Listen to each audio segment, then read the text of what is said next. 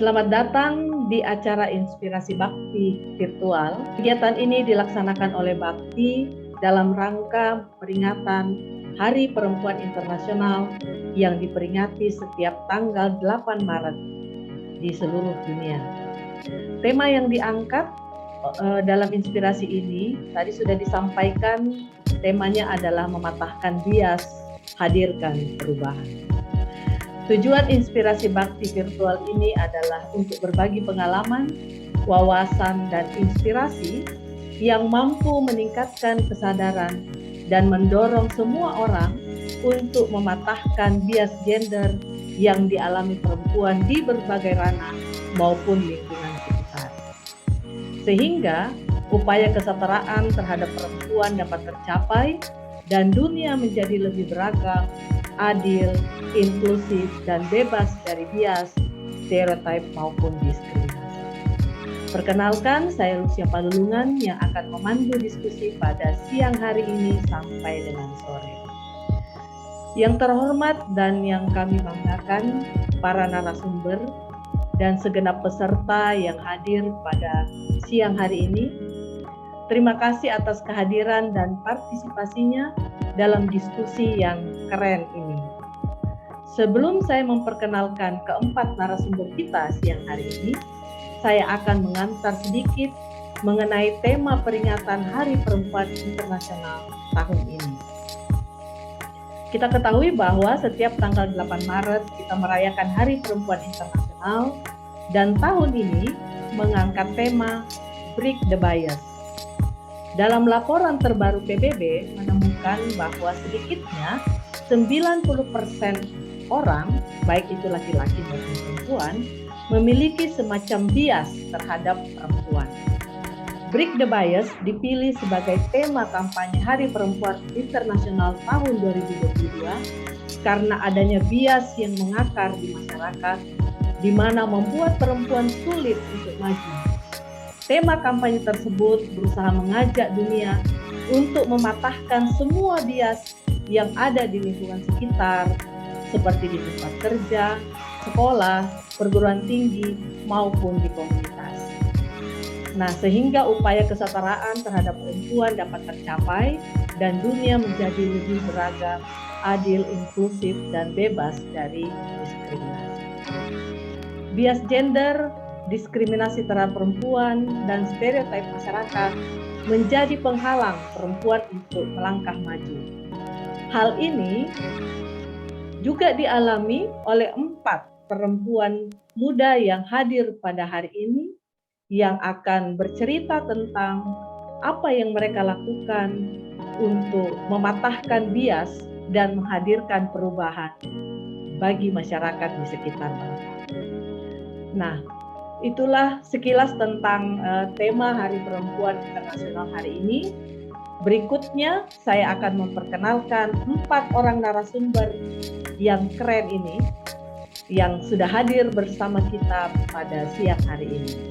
Mereka ini adalah para anak muda yang telah bekerja dan mendedikasikan dirinya pada bidang dan pekerjaannya yang ditekuninya saat ini. Baiklah, saya langsung memperkenalkan.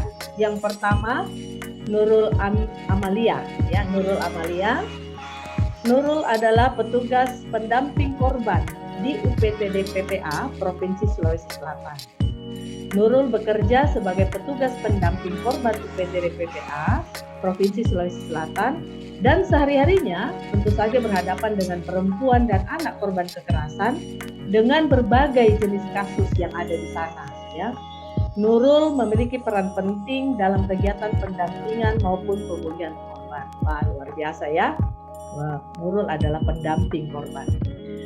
Narasumber yang kedua adalah Nabila Maiswida, manajer produksi pengetahuan Yayasan Perdik Sulawesi Selatan. Ya, jadi Perdik ini adalah salah satu lembaga yang fokus pada isu-isu disabilitas. Nah, Nabila atau Lala ini adalah seorang penyandang disabilitas yang mengalami sebuah penyakit yang disebabkan oleh virus yang namanya Torsoplasma, ya, yang kemudian itu mengakibatkan Nabila ini kesulitan untuk untuk melihat ya. Tapi kemudian itu tidak menyurutkan langkahnya, cita-citanya, dan dia berhasil mengukir prestasi khususnya di bidang penulisan dan telah berhasil menulis sejumlah novel. Wah, luar biasa ya. Nah, narasumber yang ketiga yang tidak kalah hebatnya adalah Olivia Jasso. Olivia ini tinggal di kota Ambon dan lahir dan besar di sana ya. Kemudian menginisiasi sebuah wadah yang namanya Demulung. Ini adalah suatu gerakan kebersihan lingkungan yang berangkat dari kekhawatiran tentang pentingnya kebersihan lingkungan di sekitar mereka. Nah, jadi di Demulung ini Olive bersama teman-teman turun langsung untuk memungut sampah ya di kota Ambon. Wah, luar biasa ya. Kemudian yang keempat, Gita Anastasia. Gita ini adalah CEO Arborek Dive Center, di mana Gita ini adalah penyelam ya, penyelam di Raja Ampat ya.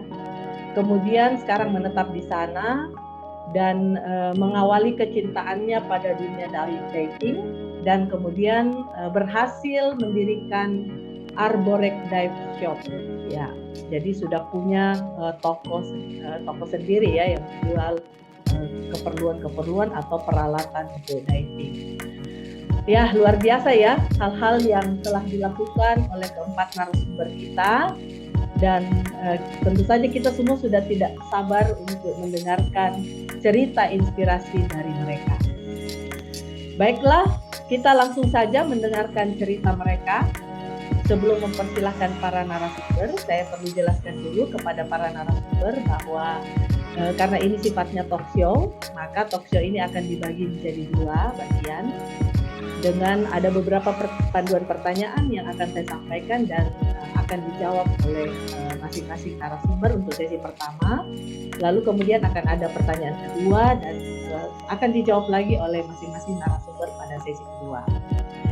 Nah, jadi pertanyaan yang pertama pada sesi yang pertama ini tentu saja teman-teman ya, para narasumber diharapkan memperkenalkan nama, asal daerah, kemudian juga menceritakan apa yang sudah dilakukan ya, sebagaimana tadi sudah diperkenalkan, bagaimana awalnya menekuninya, pekerjaan yang sekarang dilakukan, dan apa tantangan yang dihadapi ya. Tentu saja pasti akan ada tantangan dan bagaimana cara menyelesaikannya. Nah, ini diharapkan dijawab oleh masing-masing narasumber ya, diceritakan ya sesuai dengan gayanya masing-masing dan bagaimana mulai bercerita. Silahkan dan diberikan kesempatan masing-masing narasumber untuk menyampaikannya 5 menit ya. Ya, baiklah, saya mempersilahkan yang pertama Nurul ya, dari UPTD PPA Provinsi Sulawesi Selatan yang berkedudukan di Makassar. Silakan Nurul. Bismillahirrahmanirrahim. Terima kasih Ibu Lesia Palulungan. Jadi perkenalkan, saya Nurul Amalia. Saya bekerja di UPT PPA Provinsi Sulawesi Selatan. Saya bertugas sebagai petugas pendamping korban kekerasan terhadap perempuan dan anak. Awal kenapa bisa sampai menjadi petugas pendamping, di tahun 2013 saya ikut perkumpulan remaja yang mendengarkan dan menjadi teman sebaya yang mengangkat tentang isu-isu kekerasan terhadap perempuan dan anak. Dan di tahun 2018 saya ikut perekrutan di UPT PPA Provinsi, dan sampai di tahun 2002 saya bekerja sebagai petugas pendamping korban. Dan hal yang paling menarik sebagai petugas pendamping korban, saya pernah ditempatkan di situasi dan kondisi di tahun 2019. Waktu itu di bulan Desember, saya mendampingi korban anak usia 16 tahun. 2 tahun dia menjadi korban bapak kandungnya sendiri. Dia dihamili oleh bapak kandungnya sendiri. Dia hamil dan di bulan 2 dia melahirkan. Eh, waktu itu namanya Mawar, saya sebut saya namanya Mawar, korban saya namanya Mawar. Dia ditempatkan di rumah aman. Jam 2 saya ditelepon oleh petugas rumah aman yang menyatakan bahwa Mawar ini sebentar lagi mau melahirkan karena perutnya sudah sakit. Saya jam 2 malam pergi ke rumah aman menjemput korban. Saya bawa ke rumah sakit. Pada saat itu sampai di rumah sakit, Mawar sudah kejang, sudah tensinya naik.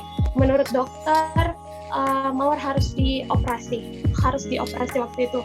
Nah, karena keadaannya sudah jam 2 subuh, saya telepon orang kantor, belum ada yang angkat, dan pada saat itu saya telepon ibunya bahwa ada tindakan operasi, harus ada tindakan operasi.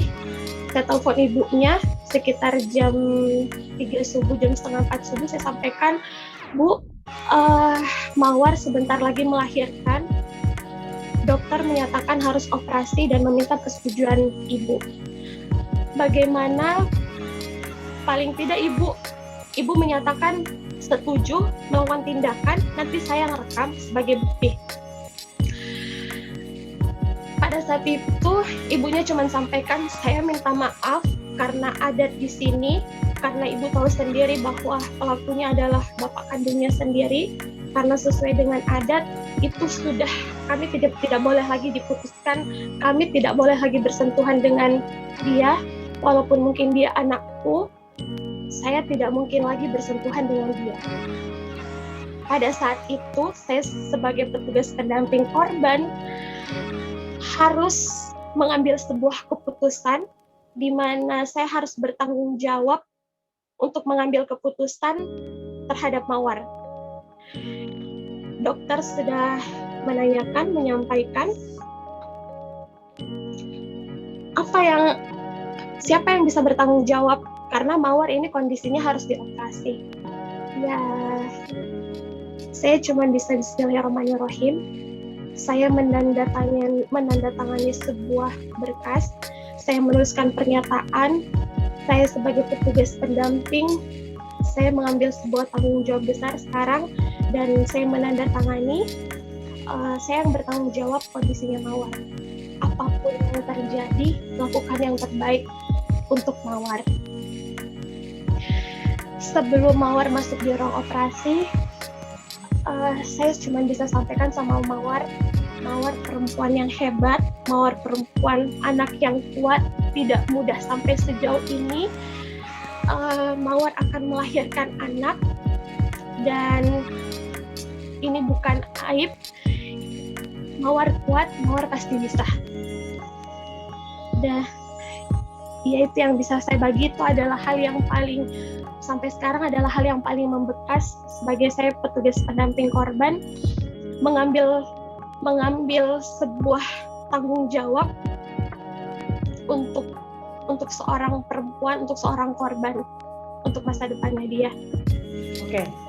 Wah, luar biasa ya, dan sangat mengharukan pengalaman yang sudah disampaikan oleh Nurul, dan tentu saja ini bukan suatu keputusan atau pilihan-pilihan yang mudah ya untuk mengambil keputusan saat itu. Dan kita juga melihat bahwa ternyata adat yang ada di dalam masyarakat kita itu juga menjadi salah satu faktor ya yang memposisikan perempuan pada posisi yang mendapatkan diskriminasi ya. Coba dibayangkan dia dalam situasi korban, tapi kemudian keluarganya juga tidak ingin lagi mengakui dia sebagai anggota keluarga. Wah, luar biasa. Dan dari 2013 ya sudah sering menjadi teman sebaya, lalu 2018 sudah mulai berdamping. Wah, luar biasa ya Nurul, terima kasih pengalamannya. Selanjutnya kita akan mendengarkan pengalaman dari Nabila ya, Nabila dari Pergerakan Difabel Indonesia. Silahkan Nabila. Nama saya Nabila Masita atau yang biasa dipanggil Lala. Umur saya tahun ini mau masuk 19 tahun dan 2017 atau sekitar 5 tahun lalu saya menjadi difabel buta. Jadi saat itu saya kena virus toksoplasma seperti yang dibilang Kak Lucy tadi, dan 1 tahun sebelum saya menjadi buta saya sudah tahu nih kalau saya bakalan jadi buta. Jadi orang tua saya prepare untuk bagaimana saya itu bisa siap menjadi buta sebelum saya jadi buta gitu. Nah, setelah saya menjadi buta, saya masuk SLB di kelas 3 SMP LB Yapti di Makassar. Kemudian setelah keluar dan memilih untuk sekolah melanjutkan SMA di sekolah reguler. Saya melihat adalah bahwa kenyataannya bahwa difabel itu sangat rentan, apalagi ketika dia adalah perempuan dan dia hidup di tengah-tengah lingkungan patriarki. Dia adalah difabel saja, dia sudah ditempa kerentanan, seperti misalnya dia tidak diberikan kepercayaan untuk mengambil pilihan dalam kehidupannya, kayak walaupun untuk menentukan bahwa saya mau sekolah, itu mereka tidak dipercayai oleh orang tua dan keluarganya. Apalagi ketika dia adalah perempuan, kayak banyak anggapan bahwa yang pertama, kamu adalah perempuan dan untuk apa sekolah tinggi-tinggi. Yang kedua, kamu adalah difabel dan sekolah tinggi-tinggi juga tidak akan membuat kamu bekerja tinggi dan menghasilkan banyak gaji. Itu persepsi seperti itu kemudian yang membuat teman-teman difabel perempuan itu interaksi sosial, kekerasan seksual terkait dengan Kak Nurul tadi jelaskan. Teman-teman difabel itu saat mendapatkan kekerasan seksual akan dilemahkan bukti-bukti yang atau kesaksian-kesaksian yang telah dia berikan, karena misalnya oh dia tuli atau oh dia buta, kan dia tidak bisa lihat pelakunya, atau dia tuli dia kan tidak bisa mendengar, siapa tahu dia cuma halusinasi, atau ketika kemudian dia adalah ODGJ, orang dengan gangguan jiwa, dia akan dituding kayak oh kayaknya dia yang inginkan pelecehan itu terjadi sama dia. Nah, sejak 2018 SMA kelas 1, waktu itu saya ikut event dari Perdik kerjasama dengan ISJN. Itu adalah camping untuk anak-anak muda yang mau belajar soal isu kesetaraan sosial, dalam hal ini difabel. Dan mulai sejak itu saya jadi kader di Perdik. Sekarang saya jadi manajer produksi pengetahuan, informasi dan komunikasi Perdik, dan saya juga dirikan komunitas namanya Gemparkan atau Gerakan Mahasiswa dan Pelajar, itu berbasis di Kota Makassar. Dan adanya komunitas itu saya harapkan agar teman-teman difabel ini, baik difabel tuli, buta, atau apapun itu, saat mendapat kendala dari sekolah itu punya tempat untuk berbagi dengan teman-teman seusianya, bahwa dia didiskriminasi di sekolah, apalagi sekolah-sekolah misalnya di Makassar itu belum mau menerima difabel dengan banyak alasan, misalnya kayak di sini belum ada guru pendamping khusus, kami belum pernah menerima murid dengan disabilitas. Padahal kan dalam undang-undang itu dijelaskan bahwa difabel itu memiliki kesempatan yang sama dengan semua orang untuk memilih di mana dia akan bersekolah. Apalagi dengan adanya sistem zonasi misalnya, bahwa anak-anak itu harus memilih sekolah paling terdekat dari rumah mereka begitu. Tapi hak-hak seperti itu, bahkan hak pendidikan sekalipun, itu difabel masih terpinggirkan, apalagi ketika dia adalah perempuan. Dan saya kemudian memutuskan untuk terlibat dalam kerja-kerja di Perdik untuk perempuan adalah karena saya menyadari bahwa teman-teman saya yang perempuan difabel itu jangankan untuk bermimpi bisa lihat dunia di luar SLB, untuk bermimpi saja kayak mereka bisa memilih jalan hidupnya sendiri tuh mereka tidak diberikan. Misalnya saya kayak ini sekarang kan saya kuliah di Unhas. Nah, orang tua itu melarang saya untuk kuliah, dan akhirnya saya harus berjuang untuk bagaimana saya bisa kuliah sendiri.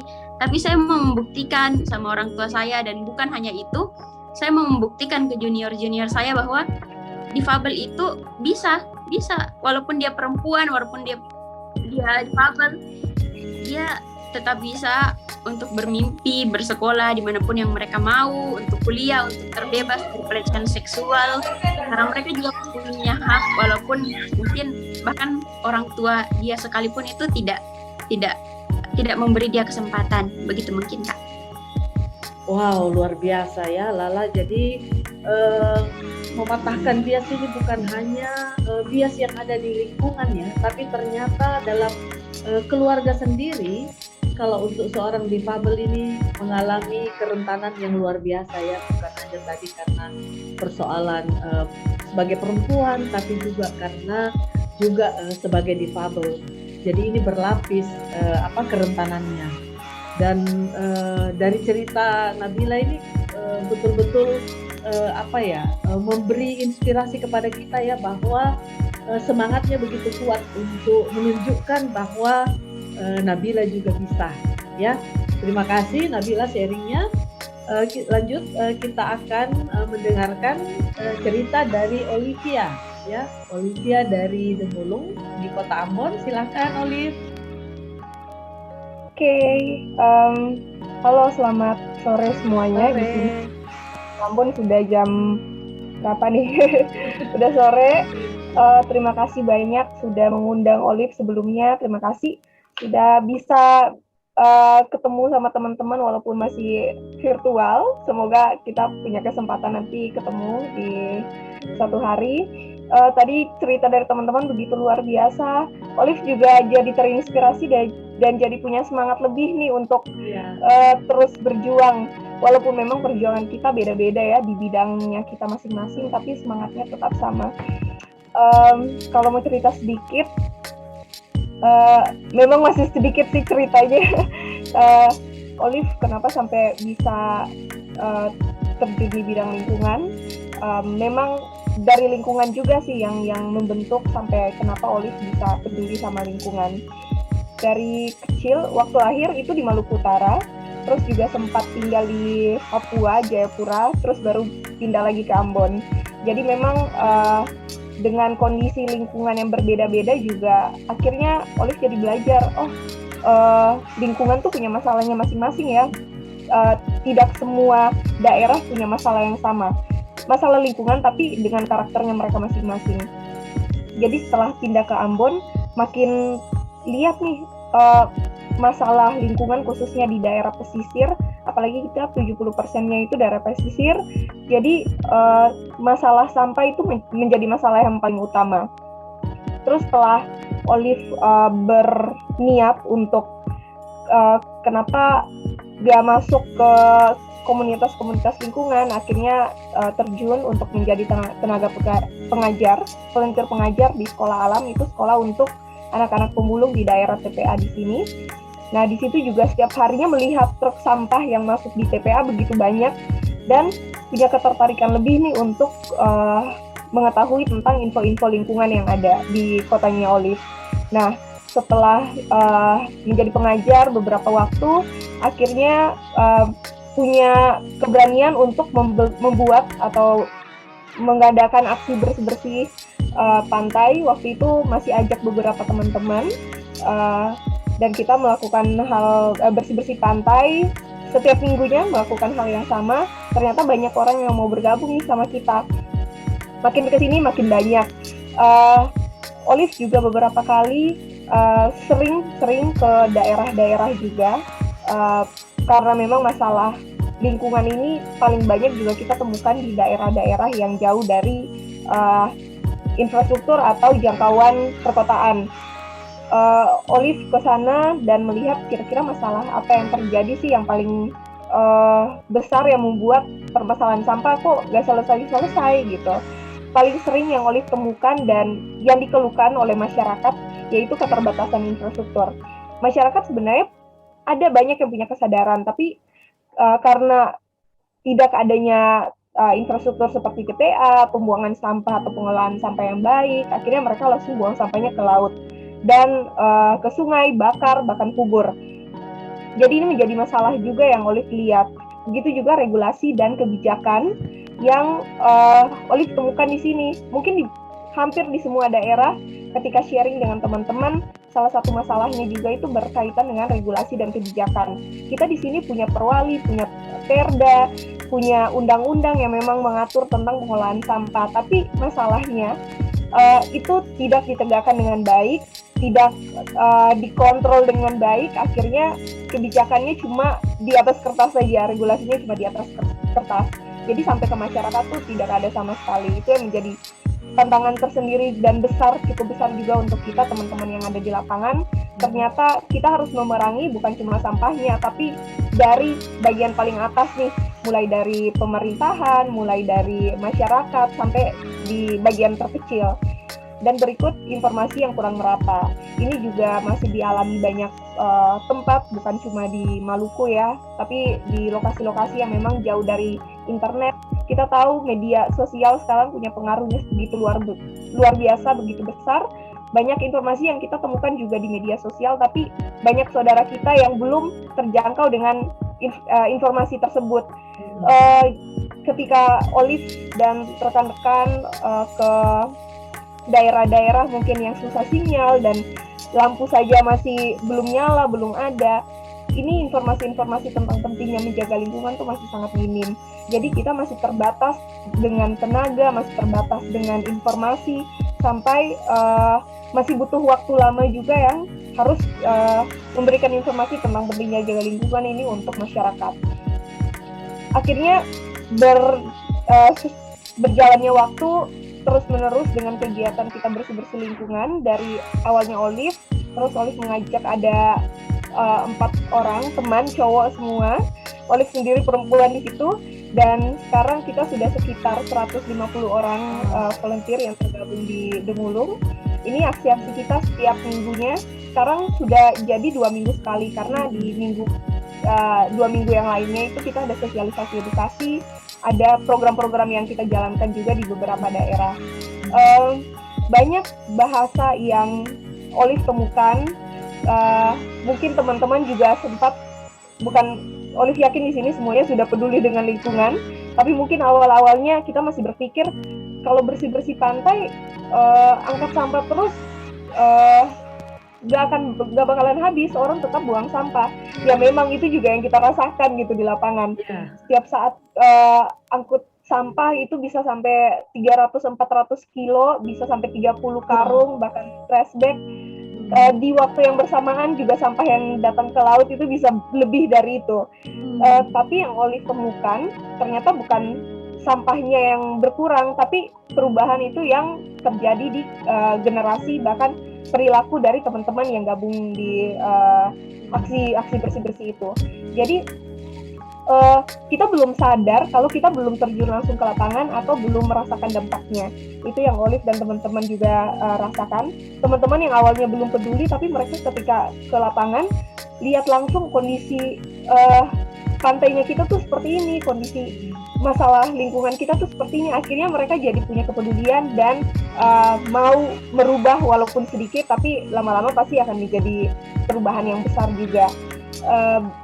Banyak juga kegiatan, memang awalnya bersih-bersih pantai, tapi juga kita selalu barengi dengan sosialisasi edukasi, terus ada talk show juga yang kita buat ke teman-teman muda, terus kelas lingkungan ini biasa khusus untuk teman-teman yang ada di Demulung, karena hampir 90%-nya itu anak muda.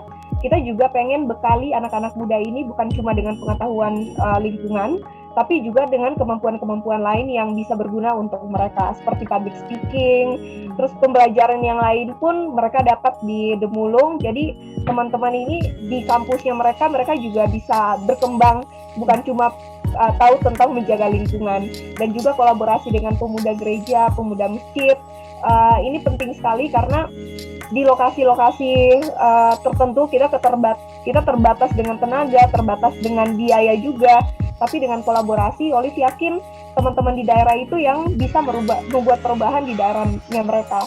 Kita datang, sosialisasi, kita susun kira-kira program apa yang tepat untuk negerinya mereka, karena memang di setiap daerah tuh permasalahannya sama, solusi yang kita kasih juga permasalahannya beda-beda, solusi yang kita kasih juga harus beda-beda sesuai dengan permasalahannya. Jadi kita susun programnya seperti apa, nanti teman-teman yang di daerah itu yang terus jalankan, kita bantu untuk kontrol dan bantu sebisa mungkin yang bisa kita lakukan. Terus tabung sampah buat ekobrik juga ini untuk anak-anak. Anak-anak itu sangat gampang untuk kita mendoktrin hal-hal yang baik. Jadi ada satu daerah, satu pulau di Pulau Seram, Olive beberapa tahun lalu ke sana, terus tahun kemarin juga ada sempat ke sana, 2 tahun kemarin ke sana. Pagi-pagi lihat ibu-ibu buang sampah langsung dari dermaga ke pantai. Karena rumahnya itu semuanya di atas laut gitu, jadi buang sampah langsung ke pantai. Olive mau tegur, tapi ya ampun, saya kan bukan orang sana. Nanti kalau ditegur dibilang so tahu, bahkan lah kamu kan bukan orang sini kok sosok mau ngatur gitu. Jadi akhirnya putar otak, kira-kira apa yang bisa dilakukan ya. Jadi Olive ke sekolah-sekolah, sosialisasi dengan anak-anak, kita bikin pemilihan putra-putri lingkungan. Nah, setiap minggu anak-anak di dalam kelas mereka kumpul sampahnya itu ke putra-putri ini dan dibuat ekobrik. Karena memang di sana pengolahan sampah belum ada, TPA-nya juga belum ada. Jadi ini salah satu solusi yang gampang yang bisa kita buat. Ekobrik ini satu botol itu bisa menampung satu kantong besar, bahkan sampai 2 kantong plastik yang bisa dimasukkan ke situ. Jadi sekarang ibu-ibunya sudah tidak buang sampah lagi ke laut, sampah yang di dapur langsung dikasih ke anak-anak untuk tabung. Karena kita kasih iming-iming hadiahnya itu kayak Al-Quran, tumbler, buku, alat tulis. Jadi kita open donasi di media sosial, kita dapat, kita kasih buat anak-anak di sana. Jadi anak-anak ini yang bisa membuat orang tuanya ya berubah mindsetnya, bahkan bisa mengajar orang tuanya itu tentang lingkungan yang lebih baik. Berikutnya juga ada kegiatan-kegiatan lingkungan lain yang kita buat. Anak-anak muda itu senang sekali dengan aksi-aksi yang langsung turun ke lapangan.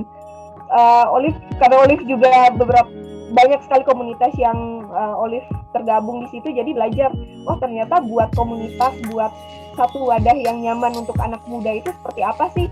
Jadi banyak belajar, akhirnya tahu anak-anak muda tuh sebenarnya maunya apa. Mereka maunya tuh action langsung ke lapangan. Agak sulit kalau kita cuma hanya di dalam ruangan, kita diskusi tapi tidak ada actionnya. Jadi kita sering sekali punya ide-ide, kita karena orang buang sampah sering dari dalam angkot, kita bikin aja tempat sampah gratis untuk angkot-angkot. Jadi kalau ada hari-hari besarnya Demulung, bahkan hari-hari besar lingkungan, kita sering bikin kegiatan-kegiatan berkaitan dengan lingkungan yang cukup menarik untuk anak-anak muda terlibat. Terus talk show juga kita hadirkan teman-teman yang memang bergerak di bidang lingkungan. Mereka sharing pengalamannya mereka, siapa tahu banyak teman-teman di sana yang terinfluence dengan teman-teman yang bergerak di lingkungan. Nah, ini yang paling terbaru, ini sudah dari tahun kemarin, Sekolah Pantai Demulung. Sekolah ini satu sekolah, tapi minggu ini sudah kita buka di salah satu desa lagi, jadi sudah 2 sekolah khusus belajar bahasa Inggris. Memang bahasa Inggris itu menjadi sesuatu yang penting sekarang, tapi ada beberapa lokasi yang belum terjangkau sekali pembelajaran tentang bahasa Inggris. Padahal di daerahnya mereka itu potensi wisatanya begitu luar biasa. Kita yakin kalau teman-teman atau sumber daya manusia di situ baik, pasti mereka bisa membantu, bahkan bisa mengelola tanahnya mereka sendiri, bukan dari orang luar yang datang kelola tanahnya mereka. Jadi anak-anak ini setiap hari Minggu kita belajar bahasa Inggris. Kalau Olive pulang gereja langsung ke daerah tersebut, belajar bahasa Inggris dengan teman-teman. Kita juga sebelum belajar kita bersih-bersih pantai dulu, dan anak-anak juga sangat bersyukur sekali. Mereka awalnya memang masih buang sampah langsung di pantai, di pesisir pantai, tapi sekarang karena kita terus ada di sana, jadi mereka sudah saling mengingatkan, kalau buang sampah jangan buang sembarangan gitu. Memang lingkungan ini bukan cuma miliknya teman-teman yang bergerak di lingkungan, tapi menjadi tanggung jawabnya semua. Bukan cuma Olive, mungkin ceritanya ditahan dulu ya, karena masih ada sesi kedua. Oke, siap. Ya, ini slide terakhir memang. Olive semangat sekali untuk bercerita ya. Iya, keren sekali. Kita lanjut. Ya. Terima kasih Olive atas pengalaman dan ceritanya ya, luar biasa, mulai dari diri sendiri 4 orang dan sekarang sudah berkembang jadi 100 orang lebih komunitasnya, dan juga mengembangkan sampai bikin sekolah-sekolah bahasa Inggris Inggris dan seterusnya. Wah, luar biasa ya. Jadi terus berkembang yang awalnya dimulai dari gerakan-gerakan yang kecil ya. Wah, terima kasih banyak sharingnya Olive. Selanjutnya kita akan dengarkan narasumber keempat ya, dari Gita. Ya, Gita ini dari Raja Ampat, Papua Barat. Silakan Gita. Hai, selamat. Kalau aku bilang di sini selamat sore ya. Selamat sore buat Kakak Lucia, buat Kak Sally, buat semuanya, buat tiga narasumber yang lain. Salam kenal, saya Gita Nastasia. Aslinya sebenarnya bukan dari Raja Ampat, aslinya itu saya dari Bekasi. Tapi sudah tinggal cukup lama di Arborek. Saya tinggal di Arborek, saya lihat backgroundnya. Ini kebetulan saya live dari Arborek sendiri di salah satu pulau kecil di Raja Ampat. Mungkin bisa saya share. Ya, ini rumah saya. Jadi kalau kita mau cerita soal Arborek banyak ya, karena Arborek itu adalah salah satu destinasi kita di Raja Ampat. Dan puji Tuhan tahun 2021 Pulau Arborek terpilih menjadi juara 2 untuk kategori daya tarik wisata Lomba Anugerah Desa Wisata Indonesia, setelah sebelumnya pernah beberapa kali juga mendapatkan penghargaan. Nah, ngobrolin Arborek Daya Center sendiri, Arborek Daya Center sendiri sudah berdiri dari tahun 2016. Sebenarnya ketika sebelum usaha, saya sebenarnya tidak mau bilang bahwa ini adalah usaha, tapi ini adalah sociopreneur yang saya dengan suami saya yang kebetulan beliau sendiri adalah pemuda asli dari Arborek, dari Raja Ampat, Marcel Mambrasar. Dan ketika ketemu beliau sebenarnya tahun 2016 baru ketemu, terus kita memutuskan untuk membuka Arborek Daya Center ini. 2012 sebelumnya ketika saya di sini, saya mempelajari karakter, terus udah gitu juga ada kerja di salah satu LSM sebagai sukarelawan. Nah, situ saya belajar bahwa begitu banyak potensi, bukan hanya dari sisi potensi wisata yang ada di Raja Ampat yang harus dikembangkan, tapi juga potensi ekonomi, khususnya melibatkan kaum perempuan. Karena saya perempuan, jadi kalau kita ngobrol sama perempuan, pasti kita lebih paham sebenarnya ada apa sih di dalam hati mereka ya. Apalagi perempuan yang ada di daerah Papua ini kebanyakan adalah perempuan-perempuan yang sebenarnya mereka ingin mendobrak, mereka ingin bergerak, tapi ada rasa keengganan, ada rasa kalau kita bilang sini orang tuh malu hati jadi sama laki-laki, karena banyak banget dari ujung ke ujung saya setiap ketemu perempuan, saya ajak mereka untuk bergabung, untuk berkegiatan, mereka pasti bilangnya, itu mau jalan tapi yang laki-laki ini bilang sudah kami tidak saja, kami di garis belakang saja. Hal-hal yang seperti itu yang sebenarnya harus mulai dientas sedemikian rupa. Jadi kita mencoba untuk memberikan mereka kesempatan dengan usaha kami yang Arborek Daya Center ini. Kami berusaha untuk mensupport kegiatan anyaman.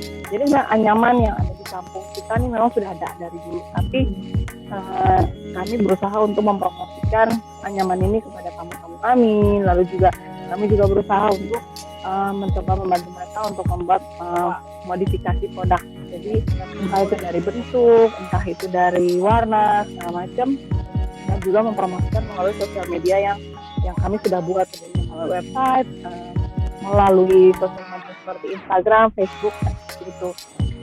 Selain membantu ibu-ibu di sini untuk membuat anyaman yang memang merupakan salah satu potensi utama khususnya untuk perempuan yang ada di kampung Arborek.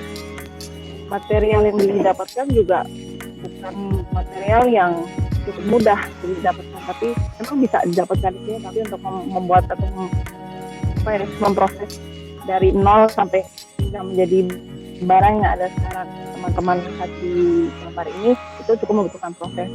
Selain itu juga kami bisa di next, selain itu juga kami mensupport beberapa kegiatan.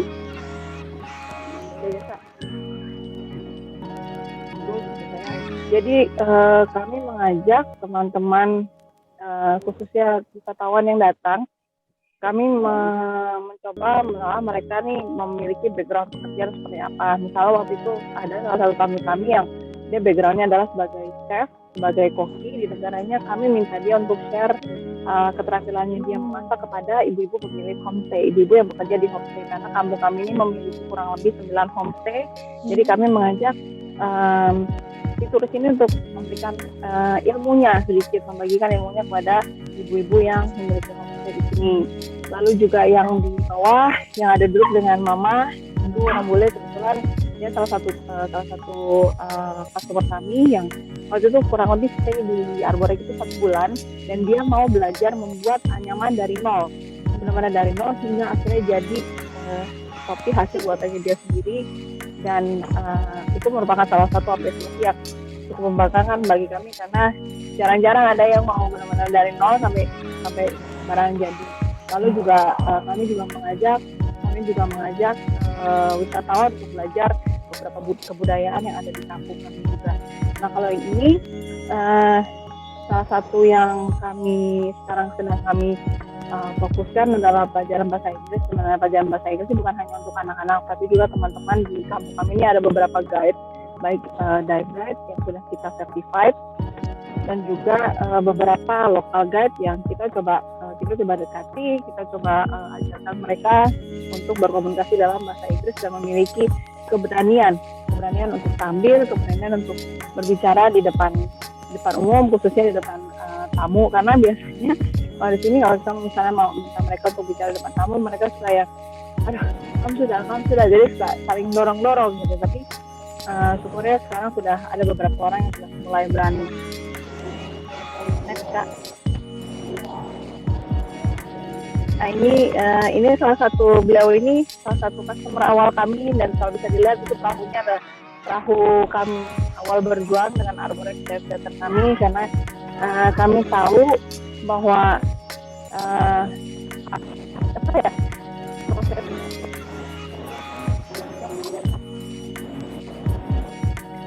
awalnya itu memang benar-benar dengan suaranya putus-putus. aman Ya.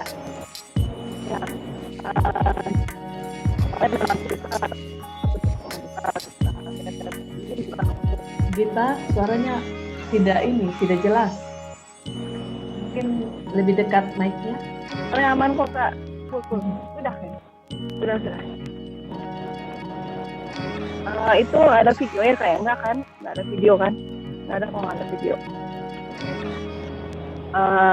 Next, Kak. Nah, ini Parimanta.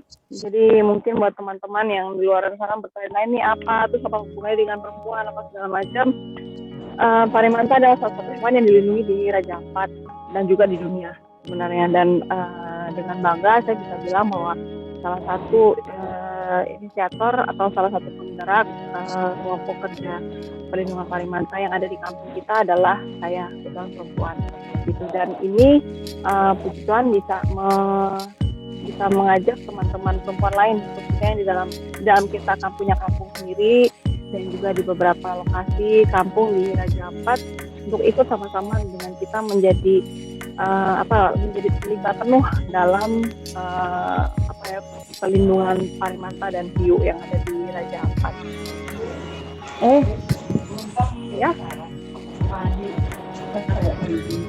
Ya, ini waktu saya mengajak teman-teman saya yang terlibat di salah satu NGO perlindungan Parimanta untuk memberikan edukasi mengenai Parimanta. Dan ini waktu kami bikin kegiatan Manta Day.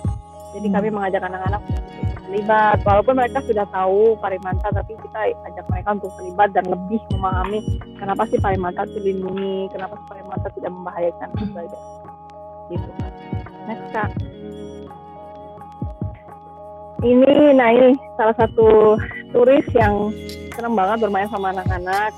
Jadi kami tuh sebisa mungkin melibatkan, kami punya customer, kami punya turis, kami punya teman-teman yang ketika mereka datang ke Arborek wisata atau datang ke Raja Ampat untuk bisa kira-kira kamu punya apa sih gitu, kamu punya apa yang bisa di-share ke masyarakat.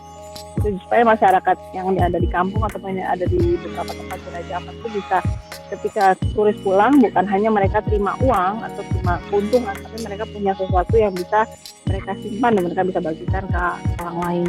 Gitu. Next, Kak.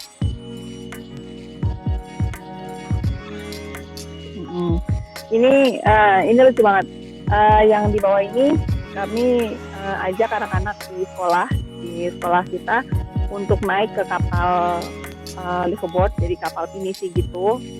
Saya kebetulan kenal sama yang punya, jadi saya ajak mereka untuk berlayar sedikit sambil kumpul dengan turis-turis yang ada di dalam kapal sambil ngobrol, terus kita snorkeling bareng segala macam, dan itu cukup menyenangkan dan bisa memberikan apresiasi yang sangat besar buat anak-anak. Mereka punya pengalaman di situ.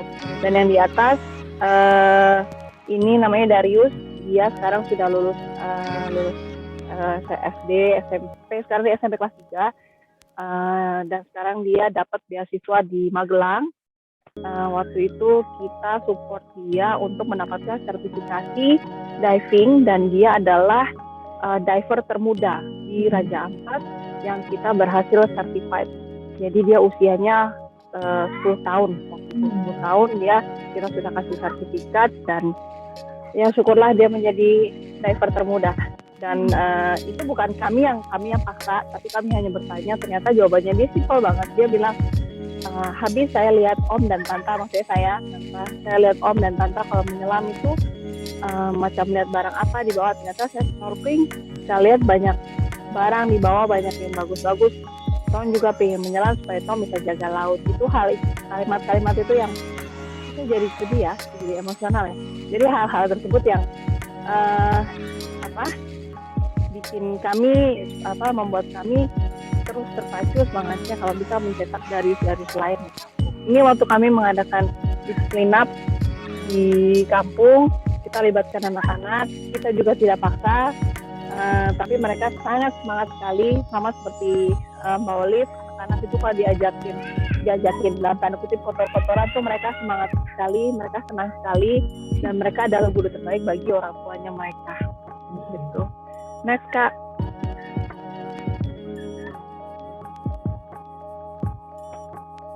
Ini waktu kebetulan saya menyelam di salah satu kampung. Terus karena mereka kenal sama saya, jadi ya udah sambil kita ada jeda waktu antara satu ke dive berikutnya, jadi saya ajar mereka bahasa Inggris di laut dan sedikit pendidikan tentang laut. Kalau di bawah ini waktu itu saya arrange dengan teman-teman, kebetulan yang memang mereka awalnya turis, terus bolak-balik datang, terus mereka tanya kira-kira kita bisa bikin apa di Arborek. Saya bilang yuk kita tanam karang, karena kebetulan karang-karang depan kita sih masih bagus, masih sehat, cuma kita harus nggak bisa berharap seperti itu terus ya. Jadi kita libatkan anak-anak yang ada di kampung untuk bisa tanam karang, belajar kenapa harus tanam karang, terus sama-sama merawat karang yang ditanam itu, dan mereka sangat antusias sekali. Sibuk, kalau kita bilang di sini tuh sibuk sampai, tapi lo tuh senang karena mereka bisa belajar dan mereka bisa jadi polisi untuk teman-temannya sendiri. Jadi kalau misalnya ada teman-temannya macam jalan Bameti, jadi mereka suka mancing terus tunggu air surut, terus mereka suka mancingkan, mereka suka bilang, hei kan bukan gitu, kan minyak karang kah, terus sekarang baru seperti itu. Jadi ada mereka ada rasa awareness sendiri yang bisa mereka kasih ke teman-teman sebanyak. Next, Kak. Nah, ini hasil karang yang sudah kita tanam. Nah, yang kanan ini ada alat suntik. Waktu itu kita pengangkatan, kalau teman-teman tahu. Wah, maaf Kak, barusan ada mantel lompat depan saya, jadi waktu itu kami kebetulan sedang ada program pengangkatan bintang laut berduri. Jadi bintang laut berduri itu merupakan salah satu hama bagi terumbu karang. Jadi kami libatkan anak-anak, libatkan orang-orang yang ada di kampung. Ini saya lagi angkat ember penuh dengan bintang laut berduri. Terus kita udah angkat, masih kita angkat, kita bunuh gitu kan, karena berbahaya, mereka memakan terumbu karang. terus kita kasih edukasi di pantai kenapa mereka udah tahu tapi caranya karena ini beracun sekali dan berbahaya itu bagi terumbu karang dan juga manusia. Itu. Next, Kak. Next. Nah ini tadi yang sama seperti yang di awal kita mengajak turis Indonesia. Kenapa saya bilang turis Indonesia? No hard feeling, sorry to say, tapi sejauh yang kita lihat di sini pariwisata di Raja Ampat berkembang sangat pesat, tapi pada saat pandemi semuanya anjlok dan kita hanya bisa berharap dari wisatawan domestik saja dari ketimbang wisatawan internasional. Nah, kecenderungan wisatawan domestik yang datang ke Raja Ampat itu adalah wisatawan yang dalam tanda kutip mereka cuma maunya selfie, mereka semuanya mau foto-foto, hanya sekedar udah lintas yang penting gue udah ke Raja Ampat gitu. Tapi di sini kami berusaha untuk mengajak mereka terlibat langsung dengan masyarakat, terlibat langsung dengan dengan ibu-ibu yang menganyam. Jadi mereka bisa tahu bagaimana sih rasanya menganyam, bagaimana tahu memahami proses pembuatan anyaman. Jadi mereka bisa membagikan ilmu yang sudah mereka dapat dari ibu-ibu. Selain itu juga mereka jadi ada rasa biasa lah, kalau wisatawan itu kan biasanya kalau jalan-jalan kemana-mana tuh kan kalau lihat oleh-oleh tuh pasti bilangnya kita tawar. Nah kalau ini karena memang semuanya handmade, semuanya dari nol, jadi ada rasa enggan gitu loh untuk menawar karena mereka tahu prosesnya itu nggak gampang. Iya. Kita ini masih ada sesi kedua ya, jadi ya kita tahan dulu karena sampai di KBLC. Iya betul, dan saya kira masih banyak sekali juga yang akan disampaikan, tapi kita mau masuk ke sesi kedua lagi ya untuk mengeksplor lebih dalam terkait dengan perubahan-perubahan apa yang sudah dicapai ya di kerja-kerja yang sudah ditekuni oleh teman-teman ya. Jadi pada sesi kedua ini saya juga akan mendalami dengan memberikan pertanyaan lebih jauh kepada teman-teman. Apakah ada perubahan? Meskipun tadi ada beberapa yang sudah menyampaikan ya bahwa sudah ada perubahan yang dicapai baik itu diri sendiri maupun orang di sekitarnya. Tapi mungkin nanti lebih spesifik ya terhadap capaian apa yang paling membanggakan ya, perubahan apa yang paling membanggakan, khususnya juga terkait dengan perempuan di komunitas ya. Tadi ada yang sampaikan bahwa tantangan perempuan itu besar karena ada persoalan budaya dan seterusnya. Nah, selain capaian yang membanggakan, ya, lalu kemudian bagaimana misalnya ini membawa perubahan untuk pemberdayaan ekonomi di lokal, kira-kira menurut teman-teman juga apa yang bermanfaat ya, atau apa manfaatnya dari kerja-kerja yang sudah ditekuni masing-masing, dan apakah ini juga memberi inspirasi kepada orang lain untuk dikerjakan sekarang ya, meskipun juga tadi sudah ada beberapa yang menyampaikan itu. Dan mungkin terakhir apa rencananya ke depannya, apakah mau lebih dikembangkan dari yang sudah dikerjakan atau ada rencana-rencana lain. Saya akan kembali lagi mulai dari Nurul ya. Ingat ya teman-teman, meskipun kita semua antusias untuk bercerita, tetapi kita juga dibatasi oleh waktu, jadi mohon juga bisa membatasi poin-poin penting karena nanti masih ada sesi diskusi untuk mengeksplor pengalaman teman-teman lebih jauh. Silakan Nurul, mungkin bisa melanjutkan tadi apa yang sudah disampaikan. Baik Bu, jadi perubahan-perubahan apa yang membanggakan, tapi kalau saya perubahan yang paling bagi saya adalah perubahan yang paling menyenangkan ketika mendampingi korban. Seperti yang kemarin saya upload status WA. Mungkin ini sederhana. Pada saat saya upload status WA dan dia nyapa, "Assalamualaikum Kak Nurul. Alhamdulillah sekarang saya sudah sekolah, sudah kembali dengan keluarga. Saya bahagia, saya senang." Sama sekali dia tidak membahas bahwa dia pernah menjadi seorang korban. Itu adalah hal yang paling membahagiakan bagi saya sebagai seorang pendamping. Dan alhamdulillah ternyata kalau ditanya manfaatnya, saya rasa dari sekian panjang kami bersama, saya contoh kasusnya bersama dengan Mawar, dia sangat lama saya dampingi, kurang lebih 4 bulan. Ternyata sekarang dia sudah menjadi seorang perempuan yang memakai baju seragam sekolah. Dia mengambil banyak pelajaran dari proses-proses masa sulitnya yang kemarin. Berarti waktu saya bersama dia itu tidak terbuang percuma.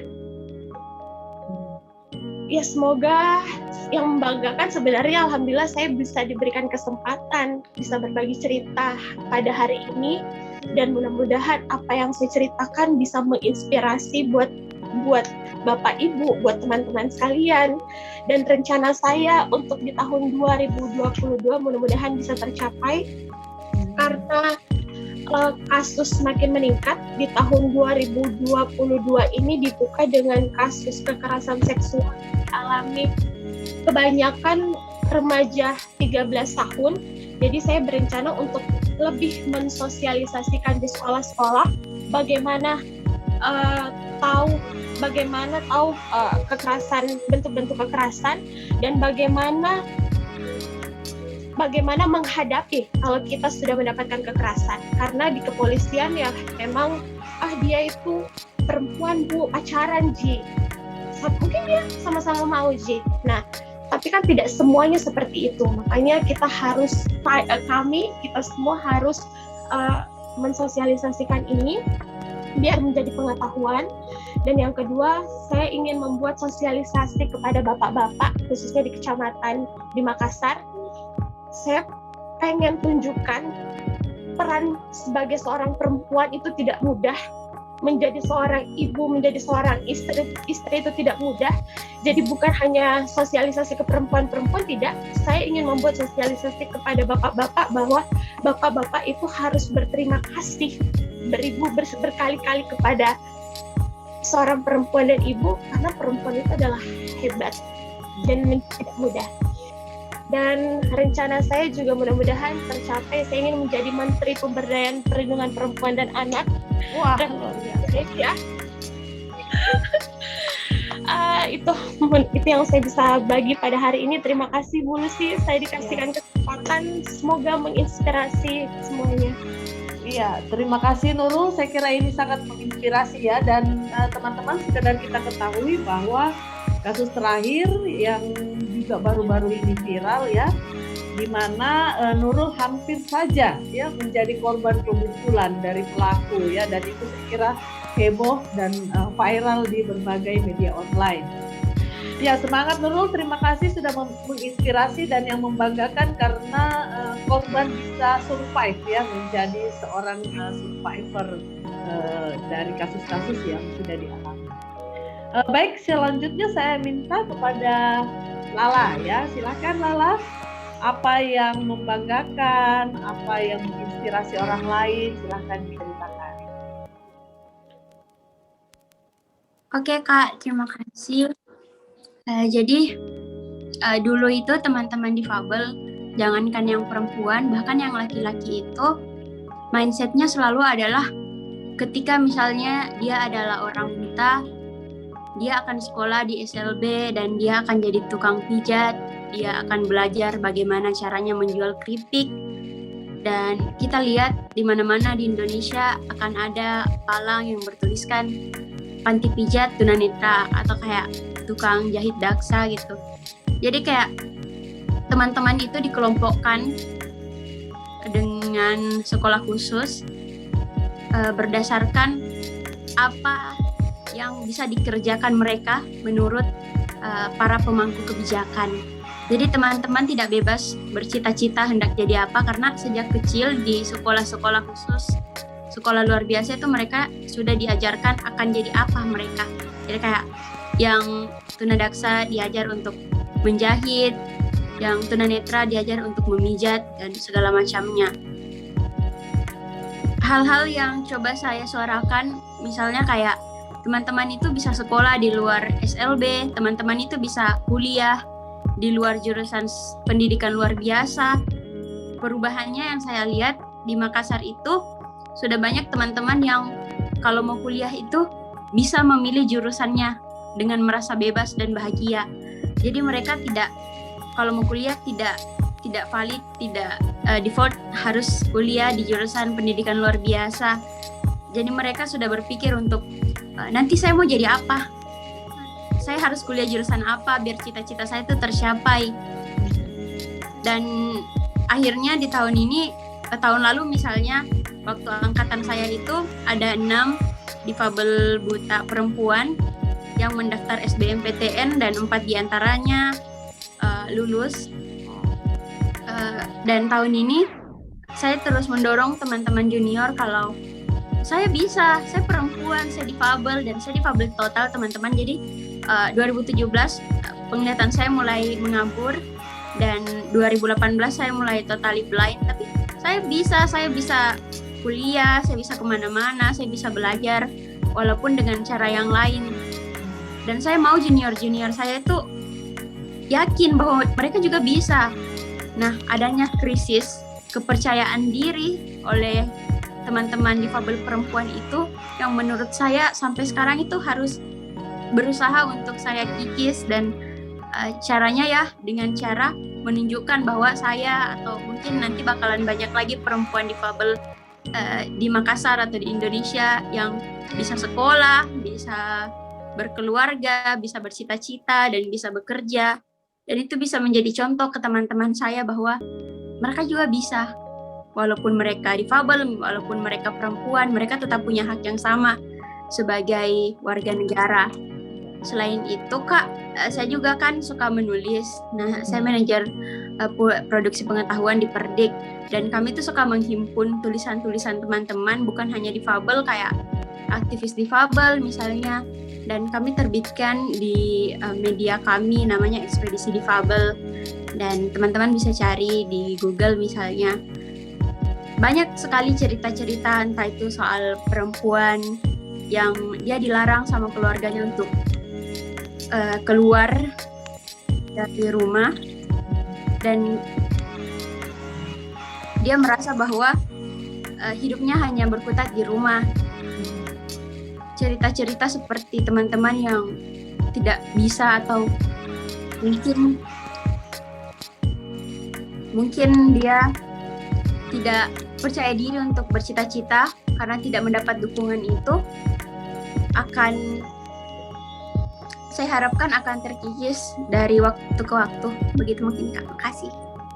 Oke, makasih banyak Nabila. Jadi bias-bias yang dipatahkan Nabila ini adalah bagaimana mematahkan bahwa difabel itu bisa mandiri ya. Selama ini orang menganggap bahwa dia ketergantungan, tidak bisa sekolah seperti yang lain, tetapi kenyataannya itu bisa dilakukan dan bahkan bisa lebih berprestasi daripada teman-teman yang lain. Selanjutnya, Olive, silakan. Bisa menceritakan apa yang membanggakan, kemudian apakah ini juga menginspirasi orang lain, silakan. Oke, kalau dari Olive, waduh, ini sebenarnya bukan membanggakan dari Olive, tapi Olive sebenarnya yang bangga dengan apa yang sudah dicapai teman-teman ya, karena Olive sampai sekarang ini bisa punya dampak ke teman-teman lain. Itu bukan karena Olive yang bekerja sendiri, tapi teman-teman yang tergabung di Demulung banyak sekali yang memang punya keinginan yang sama. Mereka juga sangat membantu dengan sukarela. Kita benar-benar tidak ada biaya, istilahnya kita anak muda semua, ada yang masih kuliah, ada yang masih sekolah, jadi semuanya melakukan dengan kerelaan hati dan uang tabungan. Jadi kayak setiap kalau ada kerjaan atau uang jajan kita tabung untuk nanti minggu ini kita beli karung, nanti kita bikin agenda sosialisasi di sini, kita ini ya saling patungan ya. Jadi memang Olive bangganya dan bersyukur sekali bisa dikelilingi dan banyak orang-orang baik di luar sana yang hadir dan bergabung sama Olive. Sejauh ini yang paling membanggakan ya perubahan-perubahan yang dialami sama teman-teman di dekatnya Olive. Walaupun mereka bukan yang tergabung ya, teman-teman di luar Demulung awalnya tuh masih sangat tidak peduli dengan lingkungan, apalagi kalau teman-teman selesai makan atau minum atau mungkin ngerokok, langsung puntungnya langsung dibuang begitu saja, suka kalau kita di sini bilangnya puntung rokok gitu, jadi kan abis rokok langsung dibuang gitu saya. Tapi sudah tidak harus dikatakan atau dilarang. Ketika Olive ada situ mereka sudah sadar. Jadi kayak kalau sampahnya habis kalau makanan habis dimakan atau habis ngerokok langsung disimpan, terus cari tempat sampah untuk dibuang. Jadi tanpa harus kita sosialisasikan atau kita bilang atau menegur, mereka sudah sadar, oh ternyata teman-teman yang peduli sama lingkungan ini kerjanya seperti apa, kita juga harus menghargai. Jadi perubahan-perubahan itu di antara teman-teman, di masyarakat yang kita datangi, di program-program yang kita buat dengan adanya perubahan kecil, itu jadi sesuatu yang membanggakan untuk Olive dan teman-teman di Demulung. Rencana ke depannya? Ketika bersih-bersih pantai, dari pantainya kotor sampai akhirnya kita berhasil untuk bersihkan ratusan kilo bahkan ton, itu benar-benar jadi kepuasan sendiri sih. Olive perempuan dan kadang masih terbesit dan masih di pikiran banyak orang kalau perempuan itu harus jaga penampilan, harus cantik, harus wangi setiap hari, harus jangan kering mukanya atau jangan keringetan dan lain-lain. Jadi perempuan tuh yang benar-benar harus perfect gitu. Nah, Olive berusaha untuk mematahkan kalau perempuan tuh sebenarnya cantik dengan apa adanya dia mau gimana pun dia tetap cantik, bukan dengan penilaian atau dengan ukuran segelintir orang ya. Jadi perempuan dengan apapun itu dia tetap cantik. Dulu memang agak sedikit kesusahan karena dari keluarga sendiri awal-awalnya memang melarang, karena kalau kuliah saja, sekolah saja, tidak usah lah pergi angkat sampah, itu juga bukan sampahnya kamu, itu kan sampahnya orang, bikin capek diri, gak dikasih duit gitu-gitu. Awal-awal memang ada pertentangan seperti itu, tapi karena dengan kita selalu konsisten, Olive selalu konsisten dengan hal-hal kecil yang dibuat, akhirnya sudah jadi kepercayaan juga untuk orang sekitar, bahkan orang terdekat, keluarga. Dan sampai sekarang, awalnya kalau pulang bersih-bersih pantai langsung ke kafe, kadang-kadang langsung ditandain sama teman-teman, waduh ratu sampah datang, kayak bau sampah deh gitu-gitu. Awalnya kayak gitu, tapi sekarang mereka juga sangat senang kalau Olive dari abis bersih-bersih pantai terus ke kafe karena harus meeting dan lain-lain. Mereka juga senang, Olive abis bersih pantai gimana kondisinya gitu-gitu. Jadi bahasa-bahasa yang awal sama sekarang tuh benar-benar sangat beda. Itu sih yang kayak Olive merasa senang ada perubahan-perubahan itu dari teman-teman sekitar, bahkan anak-anak muda yang menganggap sampah itu sesuatu yang buruk, tapi sekarang tuh sampah sesuatu yang memang dekat sama kita dan kita harus selesaikan itu. Dan rencana selanjutnya Olive gimana? Oke, rencana selanjutnya. Kalau untuk Demulung sendiri kita sekarang lagi buat satu aplikasi. Itu sudah 80-90%. Jadi aplikasi ini untuk menjawab permasalahan infrastruktur yang ada di daerah-daerah, karena ini jadi salah satu masalah yang penting juga. Cara kerjanya seperti aplikasi kitabisa.com, teman-teman bisa taruh permasalahan atau kebutuhan teman-teman untuk membangun satu pengolahan sampah atau alat untuk mengelola sampah. Siapapun di sana bisa berdonasi untuk program teman-teman di daerah-daerah tersebut. Jadi kita nanti bantu untuk pendampingan.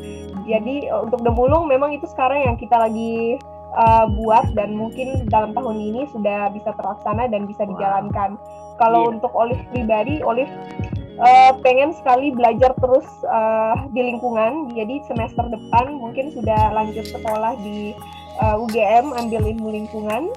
Jadi semoga dari pagi sampai siang tadi ada ujian pengetahuan akademik dari pasca sarjananya UGM. Jadi baru selesai ujian langsung lanjut di sini. Jadi itu pengen belajar terus tentang lingkungan, terus balik ke Ambon dan pokoknya sampai tua dan sampai dipanggil lagi Olive akan tetap di bidang lingkungan sih. Luar biasa. Terima kasih Olive. Wah, semangat terus dengan rencana ke depan ya. Ya, selanjutnya terakhir dari Gita ya. Silakan Gita. Ya. Kalau bercerita mengenai hasil, saya sepakat dengan teman-teman yang bilang tadi karena bahwa satu keberhasilan nggak mungkin dicapai oleh diri sendiri, pasti juga ada pihak-pihak di belakang kita yang mensupport buat kami. Buat saya pribadi, yang pertama kali yang mensupport saya adalah papa, terus yang kedua adalah suami saya sendiri.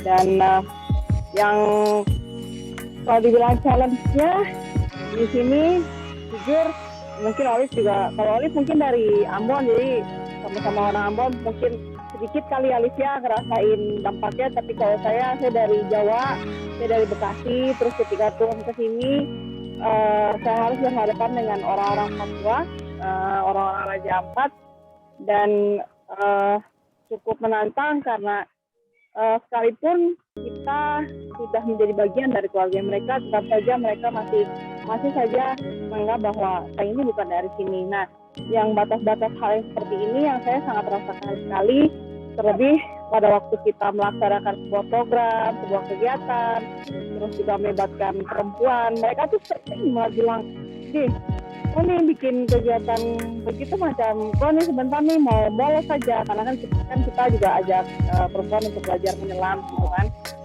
supaya kenapa saya mau melibatkan perempuan untuk ikut menyelam. Yang pertama, satu, saya mau berikan mereka kesempatan dalam arti gini, mereka ini kan tinggal di pesisir, mereka tinggal di daerah yang memang dikaruniai oleh kekayaan alam laut yang luar biasa, dan selama ini mereka hanya melihat tamu-tamu, hanya mereka mungkin suami mereka sendiri yang mancing, atau mereka punya suami-suami mungkin pergi untuk menyelam seperti itu, tapi kan mereka tidak memiliki pengalaman langsung, terjun langsung untuk menyelam itu. Kita ajak mereka, dan mereka di situ baru memahami bahwa kenapa kita harus menyelam, kenapa kita harus sayang sama laut, cinta sama laut, karena laut ini atau pesisir ini adalah penyokong hidupnya mereka gitu. Dan hal itu yang mereka bisa bagikan ke anak-anaknya mereka bisa bagikan ke perempuan lain. Dan juga yang challenge yang paling besar bagi saya pribadi adalah ketika saya dan teman-teman perempuan bisa menunjukkan satu keberhasilan gitu, tapi tetap aja banyak yang di belakang bilang, ini perempuan jadi kan nih jago bicara atau apa. Hal-hal yang seperti itu tuh yang harusnya memang sudah mulai harus habis, dan kita harus bisa mulai menyamaratakan antara perempuan dengan laki-laki. Dan khususnya di Raja Ampat sendiri ini, dahsyat perempuan itu bisa dihitung dengan jari. Total paling cuma 4 orang dahsyat yang saya tahu perempuan ada di Raja Ampat, dan banyak banget wisatawan perempuan yang mereka mendiving, mereka hanya nyaman dibawa sama oleh perempuan gitu kan. Jadi hal-hal yang seperti itu saya juga coba ajarkan ke semua perempuan. Dan kemarin salah satu keberhasilannya adalah saya dan teman-teman komunitas dari Arborek Life Center bisa berhasil mensupport Kampung Arborek untuk masuk menjadi juara 2 kategori pariwisata di Anugerah Desa Wisata Indonesia.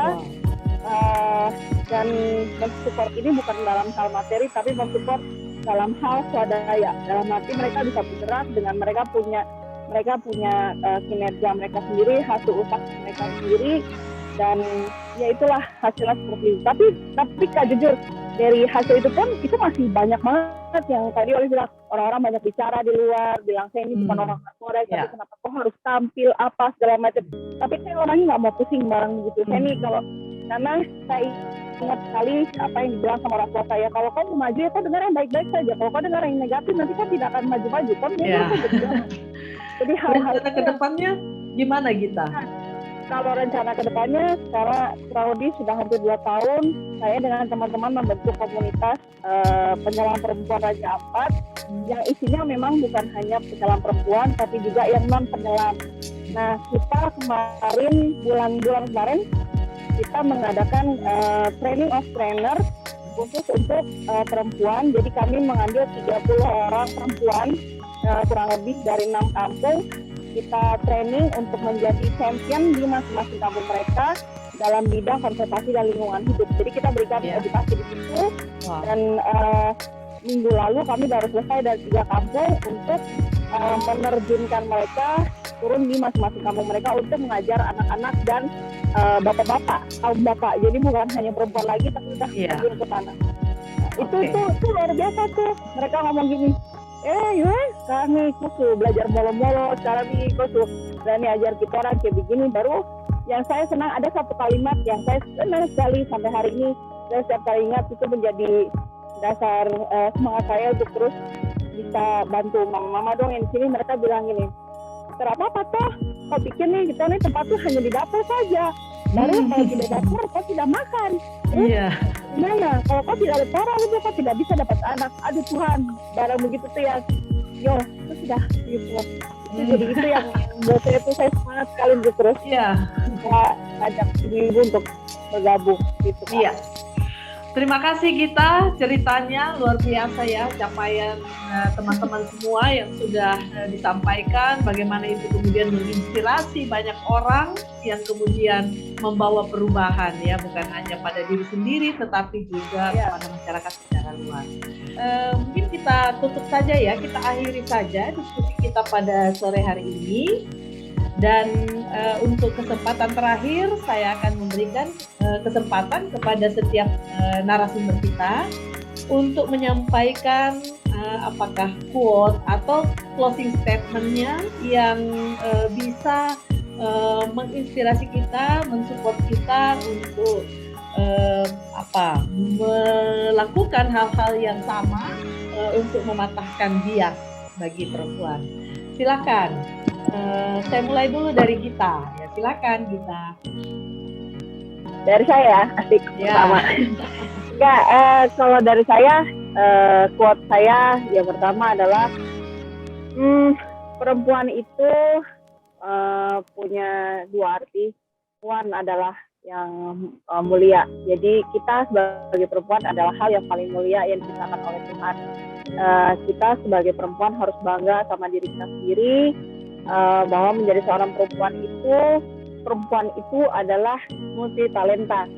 Mana ada sih laki-laki yang bisa masak sambil lima telepon, sambil ngegosip, sambil nggak apa-apa kalau bukan perempuan.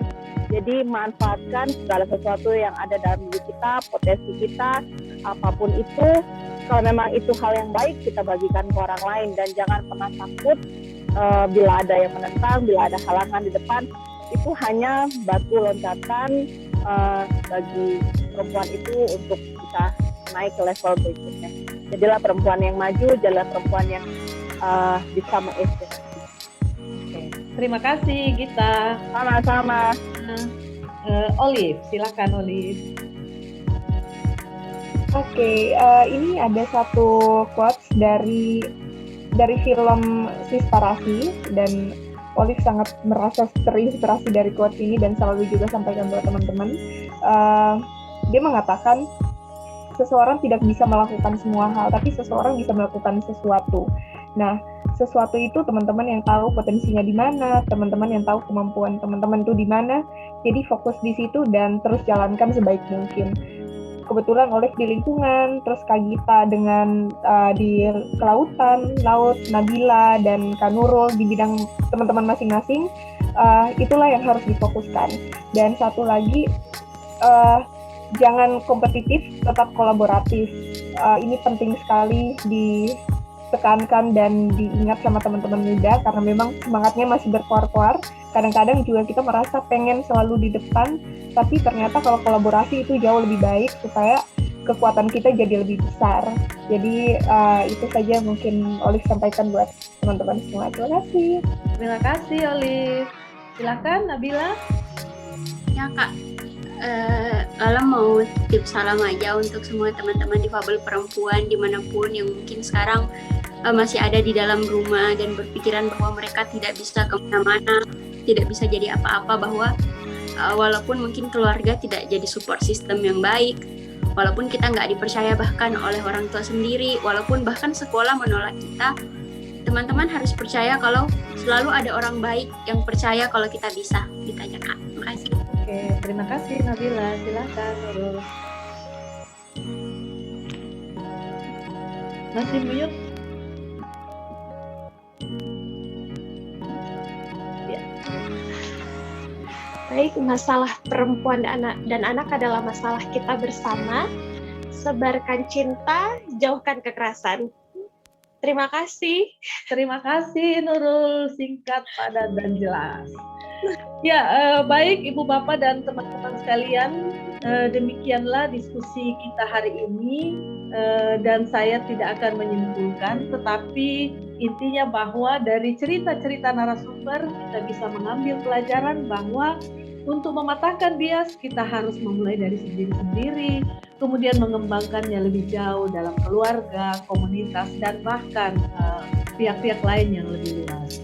Nah, yang kedua adalah juga pentingnya berkolaborasi ya dengan berbagai pihak agar apa yang kita kerjakan itu bisa mencapai hasil yang baik yang juga bisa bermanfaat bagi semua orang ya. Termasuk fokus ya, dan fokus untuk menajamkan apa-apa yang sudah kita tekuni sehingga hasilnya betul-betul bisa optimal. Saya kira itu diskusi kita hari ini, dan diskusi kita menunjukkan bahwa bias-bias yang ada bisa kita patahkan dengan menghadirkan perubahan. Terakhir, semoga peringatan Hari Perempuan Internasional ini dapat menginspirasi dan menyemangati kita untuk terus berupaya mematahkan, membengkokkan bias-bias yang terjadi, khususnya yang dialami oleh perempuan, sehingga kesetaraan gender bisa diwujudkan. Semoga diskusi ini bermanfaat bagi kita sekalian. Buah rambutan ada di tangan untuk menjuntai sekian purnama. Mari kita bergandengan tangan untuk mencapai tujuan bersama. Burung gelatik, burung kesayangan, terbang tinggi ke angkasa, kerja terbaik untuk pemberdayaan, inspirasi bakti luar biasa. Akhirnya saya secara pribadi menyampaikan terima kasih atas kesempatan yang diberikan. Mohon maaf atas kelemahan dan kekurangan selama pelaksanaan acara ini. Selamat sore, salam sehat, dan tetap semangat.